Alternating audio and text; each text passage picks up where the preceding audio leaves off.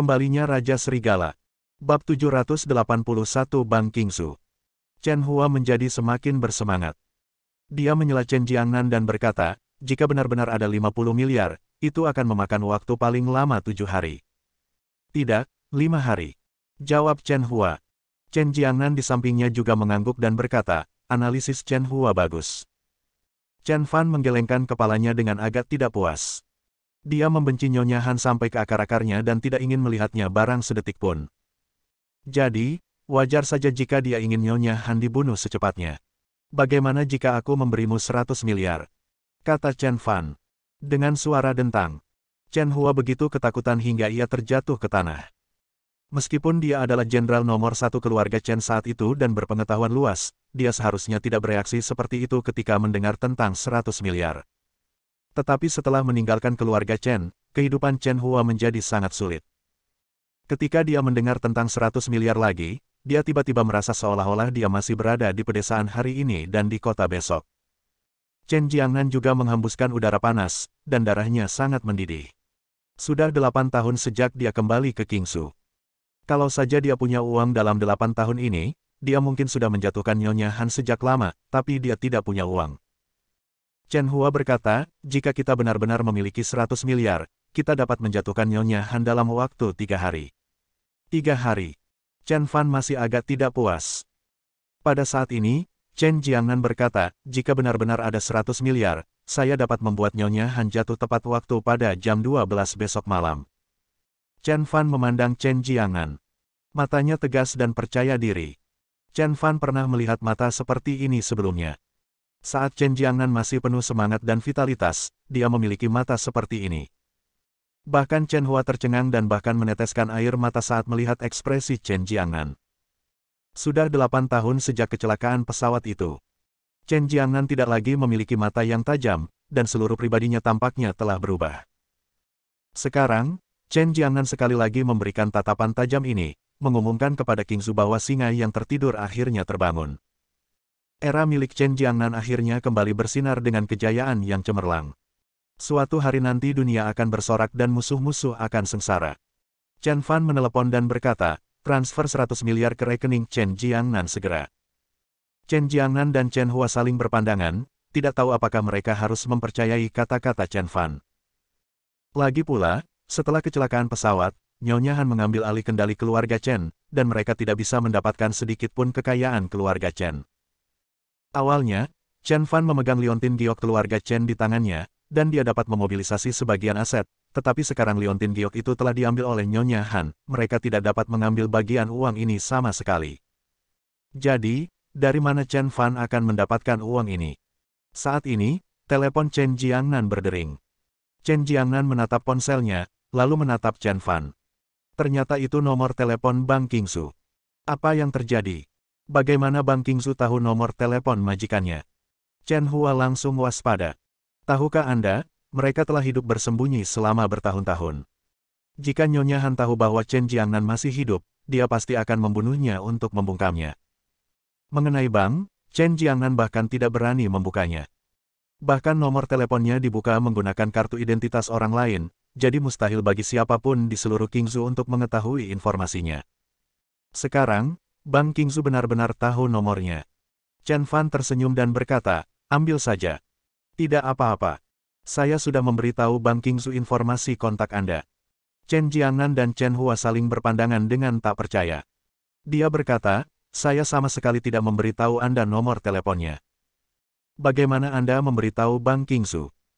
Sudut bibir Chen Fan melengkung membentuk senyum penuh arti, dan dia berkata, ceritanya panjang, nanti aku ceritakan pelan-pelan. Tapi jangan khawatir, ini sangat aman, jawab saja teleponnya. Mereka berdua menjawab telepon dengan ragu. Halo, apakah Anda Tuan Chen Jiangnan? Li Chang, Presiden Bang Qingzu, bertanya dengan hati-hati di ujung telepon. Lagi pula, seluruh Qingzu tahu bahwa Chen Jiangnan telah lama meninggal. Baru saja, dia tiba-tiba menerima pesan bahwa seseorang telah mentransfer 100 miliar yuan ke rekening Chen Jiangnan, dan memerintahkannya untuk melindungi informasi Chen Jiangnan. Pada saat yang sama, dia hanya bisa berkomunikasi dengan Chen Jiangnan secara langsung melalui telepon Chen Jiangnan. Jika ada pelanggaran kontrak yang berani dilakukan, Bank Qingzu akan dilikuidasi. Li Chang juga orang yang berpengetahuan luas. Dia tahu bahwa orang yang bisa membuka rekening tersembunyi untuk Chen Jiangnan dalam waktu 1 menit dan mentransfer 100 miliar yuan ke dalamnya pasti bukan orang biasa. Dia secara alami mengetahui apa yang penting dan mengingat semua peringatan pria itu. Namun, yang membuatnya bingung adalah Chen Jiangnan telah meninggal dalam kecelakaan pesawat sejak lama, tetapi mengapa dia masih bisa membuat akun? Dan pengiriman uangnya berhasil. Tanda seru. Ini. Li Chang punya ide dalam hatinya, yaitu, Chen Jiangnan masih hidup. Jadi, dia menghubungi nomor Chen Jiangnan sesuai dengan nomor yang diberikan pria itu. Chen Jiangnan tahu bahwa suara di seberang sana adalah suara Li Chang, Presiden Bank Qingzu. Saat itu, ketika dia memimpin keluarga Chen, dia bekerja sama dengan Li Chang. Terlebih lagi, semua aset real Chen Fan ada di Bank Qingzu, dan hanya bisa diakses menggunakan liontin giok keluarga Chen. Chen Jiangnan ragu-ragu sejenak. Lagi pula, Li Chang tidak hanya dekat dengannya, tetapi juga dekat dengan Nyonya Han. Jika dia tahu bahwa dia masih hidup, Nyonya Han akan segera mengetahuinya. Dia tidak tahu bagaimana menjawabnya sejenak, namun Chen Fan mengangguk padanya. Chen Jiangnan tidak punya pilihan selain menjawab, saya. Ledakan-ledakan. Bab 782 100 miliar.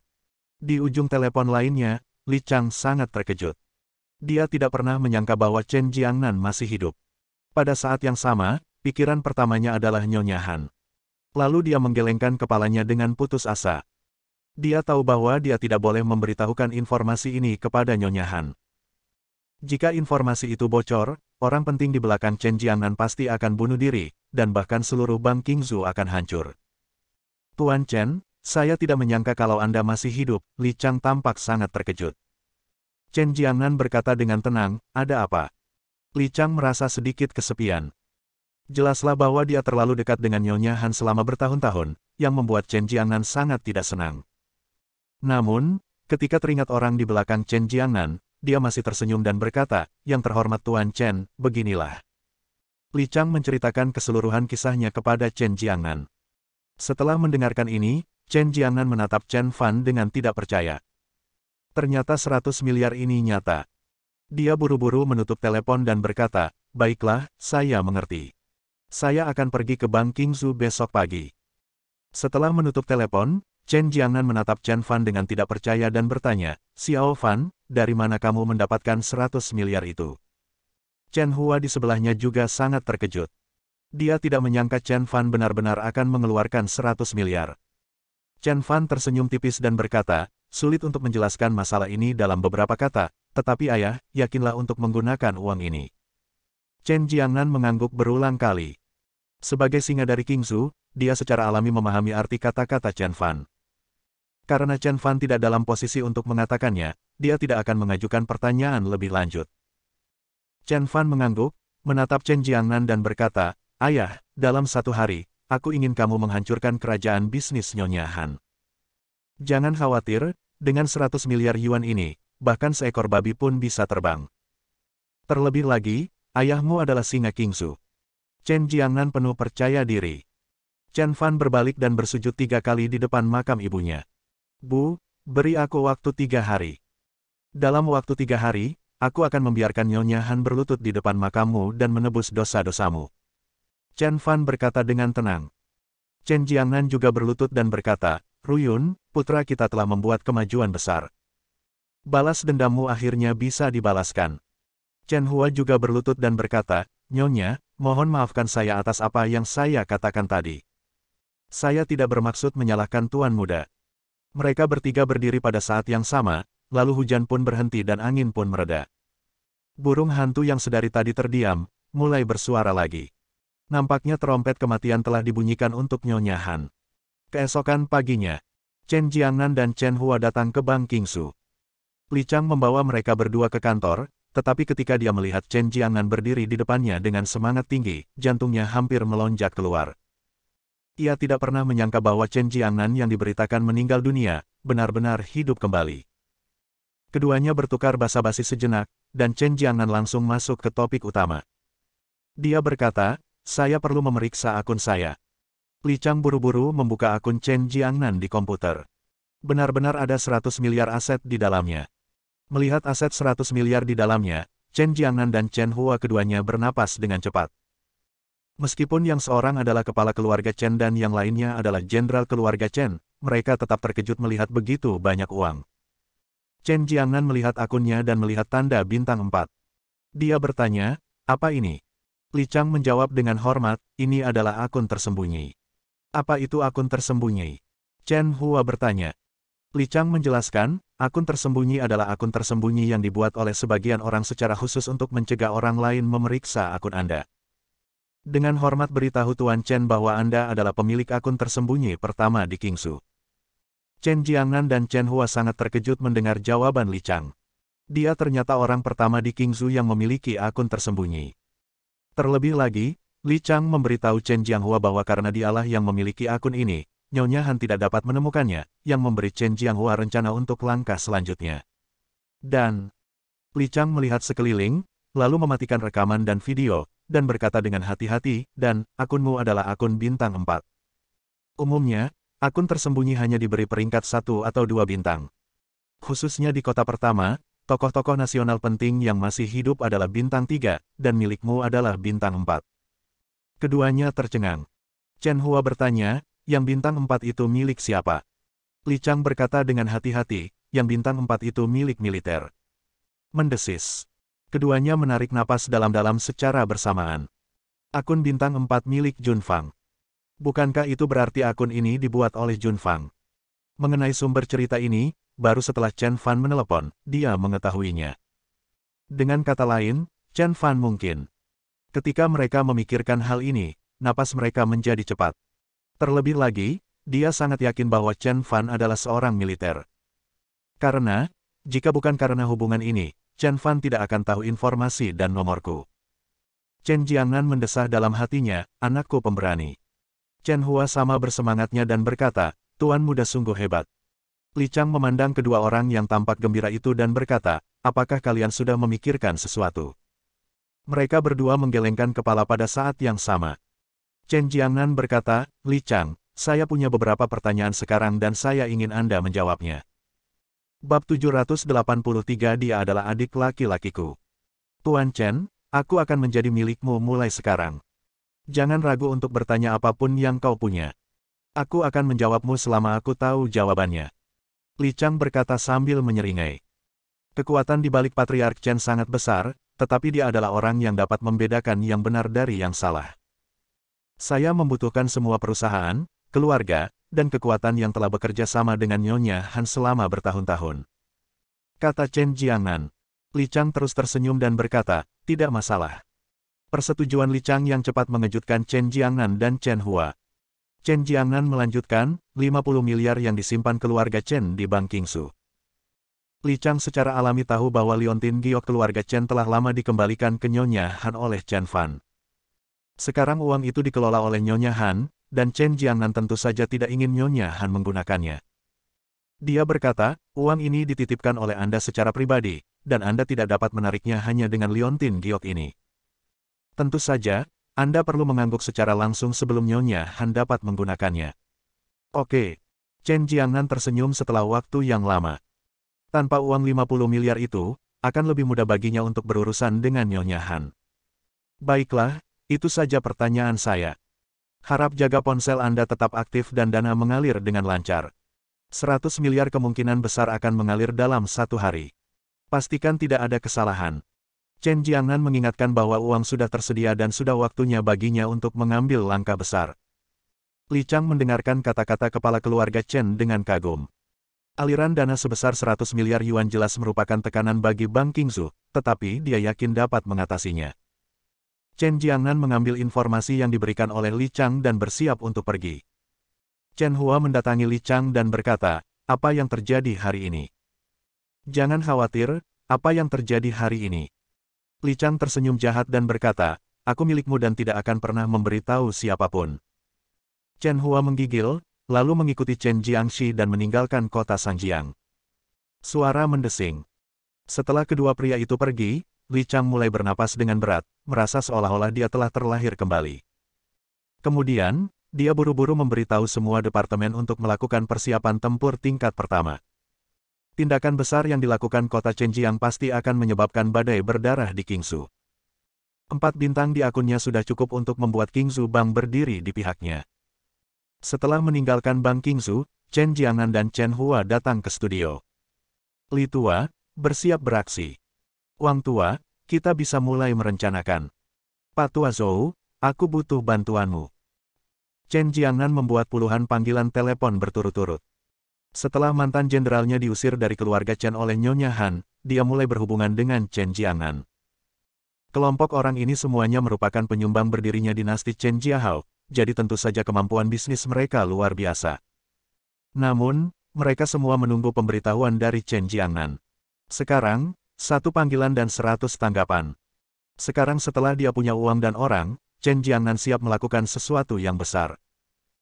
Dan sisi lainnya, Saudara Fan, apakah Anda sudah menunggu lama? Cheng Fangzu mengendarai Maserati dengan lampu depan rusak dan berhenti di depan Chen Fan dengan rem. Ternyata Cheng Fangzu yang dikurung di rumah oleh Cheng Rong tidak bisa diam sedetik pun ketika mendengar Chen Fan akan membuat gerakan besar dalam 3 hari ke depan. Dia diam-diam bergegas keluar rumah dengan mobil sportnya. Di tengah perjalanan, ia dihadang oleh ayahnya dan secara tidak sengaja memecahkan lampu depan. Chen Fan melihat lampu depan Cheng Fangzu yang rusak dan bertanya, bagaimana kalau kamu tidak pergi? Perselisihan ini awalnya terjadi antara aku dan Nyonya Han. Jika kamu terlibat seperti ini, aku khawatir ayahmu tidak akan sanggup menanggungnya, kan? Kata Chen Fan. Faktanya, Cheng Rong benar. Keluarga Cheng bukanlah keluarga yang setingkat dengan keluarga Huang. Sekali Nyonya Han menyalahkan mereka tidak akan mampu melawan sama sekali. Cheng Fangzu langsung tidak senang dan berkata, Saudara Fan, jangan dengarkan omelan ayahku. Dia sudah tua dan keras kepala, takut ini itu. Lagi pula, dia terus memarahiku, mengatakan bahwa aku tidak berguna. Kali ini aku ingin membuktikan kepadanya bahwa tidak ada yang salah dengan penglihatanku. Jika aku mengikuti kakak Fan, aku pasti akan mendapatkan sesuatu untuk diriku sendiri. Melihat dia begitu keras kepala, Chen Fan membuka pintu mobil dan masuk. Cheng Fangzu tersenyum dan bertanya, Saudara Fan, kemana kita akan pergi kali ini? Chen Fan melihat waktu dan berkata, ayo pergi ke tempat Tuan Liu Qi. Tuan Liu Qi. Ketika dia menyebutkan 3 kata, Tuan Liu Qi, Cheng Fangzu juga tercengang. Master Liu Qi adalah orang paling berkuasa di Qingsu, orang nomor 1 di wilayah abu-abu Qingsu, dengan hampir 10.000 pengikut. Dia adalah tokoh kulit hitam yang sangat pantas. Saudara Fan, Tuan Liu Qi, dan Nyonya Han sebenarnya memiliki hubungan yang baik selama bertahun-tahun. Jika kita pergi ke tempat Tuan Liu Qi kali ini, kemungkinan besar kita akan diurus terlebih dahulu. Saya pikir kita masih harus berhati-hati. Bukan karena Cheng Fangzu takut, tetapi Tuan Liu Qi adalah orang yang benar-benar hebat yang membunuh orang tanpa berpikir 2 kali. Ayo pergi, Tuan Liu Qi, aku adikmu. Chen Fan berkata dengan ringan. Adik laki-laki. Cheng Fangzu meragukan kata-kata Chen Fan. Bagaimanapun, dia adalah orang yang paling berkuasa di Qingsu. Bagaimana dia bisa menjadi adiknya Chen Fan? Meskipun sedikit skeptis, Cheng Fangzu tetap mengendarai mobil dengan setengah percaya dan membawa Chen Fan ke Liu Cheng. Bab 784 tidak ada yang bisa melawan. Liu Cheng, seperti namanya, adalah base camp tempat Master Liu Qi berada. Fakta bahwa sebuah kota dinamai menurut namanya sudah cukup menunjukkan betapa menonjolnya status dan kedudukan Tuan Liu Qi di Qingsu. Chen Fan dan Cheng Fangzu tiba di suatu tempat bernama Nantianmen. Ini adalah gerbang selatan Liu Cheng. Saudara Fan, apakah Tuan Liu Qi benar-benar adikmu? Cheng Fangzu bertanya dengan sedikit ketakutan. Sebab, sejak mereka melangkahkan kaki memasuki Nantianmen, tak terhitung banyaknya pasang mata yang menatap ke arah mereka, bahkan ada yang memberi isyarat hendak menyeka leher mereka. Liu Cheng juga memiliki aturan bahwa jika Anda ingin mengunjungi Tuan Liu Qi, Anda harus mendaftar terlebih dahulu. Setelah orang-orang dari Liu Cheng memeriksanya, kami akan memutuskan apakah kami dapat bertemu dengan Tuan Liu Qi. Pada saat yang sama, harus ada seseorang dari Liu Cheng untuk memimpin jalan.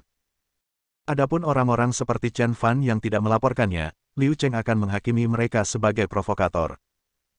Praktik yang biasa dilakukan Liu Cheng dalam menangani orang-orang seperti itu adalah membiarkan mereka masuk melalui gerbang dan kemudian membawa jenazahnya keluar. Ini juga alasan mengapa Cheng Fangzu takut, karena Chen Fan tidak mendaftar. Chen Fan berkata tanpa ekspresi, sekarang bukan saatnya. Apa? Cheng Fangzu hampir melompat ketakutan. Tuan Liu Qi bukanlah adik laki-laki Chen Fan, yang berarti Chen Fan tidak mendaftar untuk menemuinya, jadi Liu Cheng pasti menganggap Chen Fan sebagai provokator.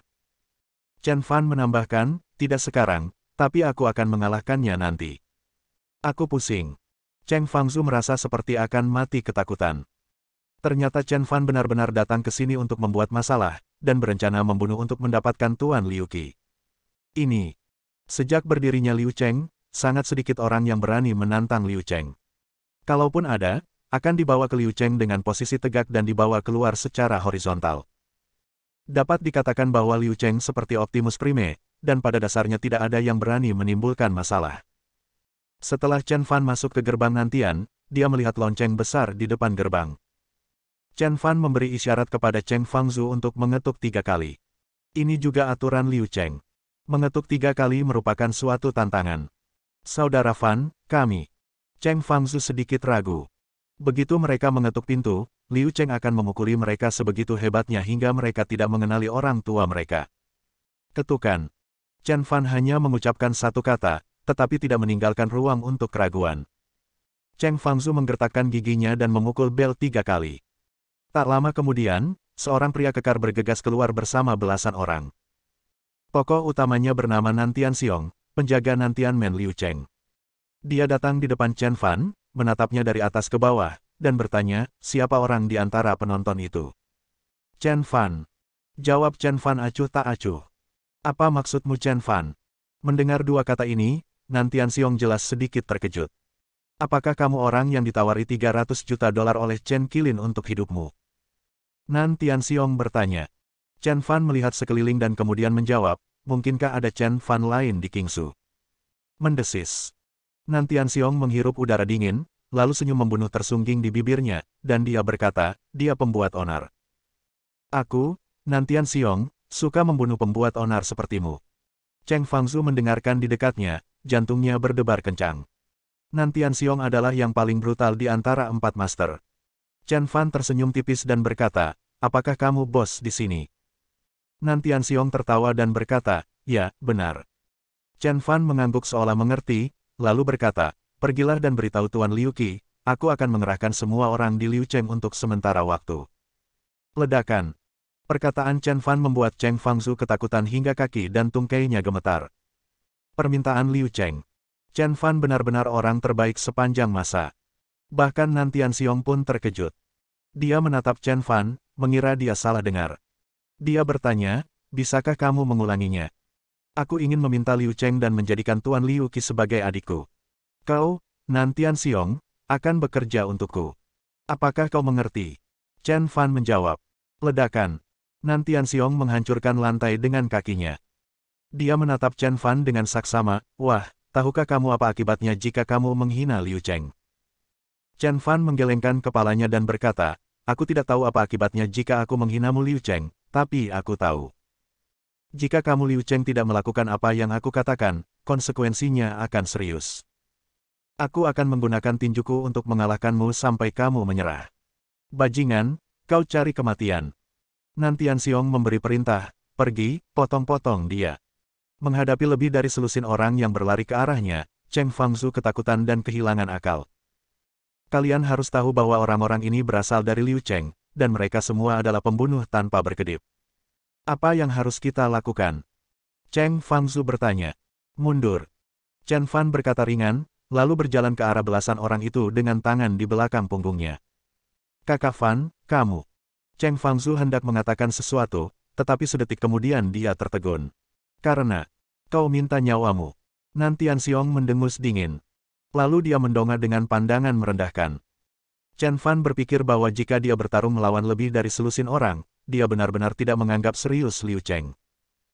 Ketika dia melihat Chen Fan berjalan langsung ke arahnya, dia menjadi puas diri dan mengira bahwa Chen Fan sedang mencari kematian. Namun, detik berikutnya, ketika dia sadar kembali, dia melihat Chen Fan bergerak cepat di antara belasan orang dan dengan mudah menghindari serangan mereka. Terlebih lagi, setiap kali Chen Fan bergerak, beberapa orang akan terjatuh. Dalam sekejap mata, Chen Fan menjatuhkan ke-16 anak buah Nan Tianxiong ke tanah. Chen Fan melirik sekelompok orang dengan bosan, bertepuk tangan, dan berkata, kalian bahkan tidak menggunakan tangan kalian. Sepertinya tidak ada seorang pun di Liu Cheng yang bisa bertarung.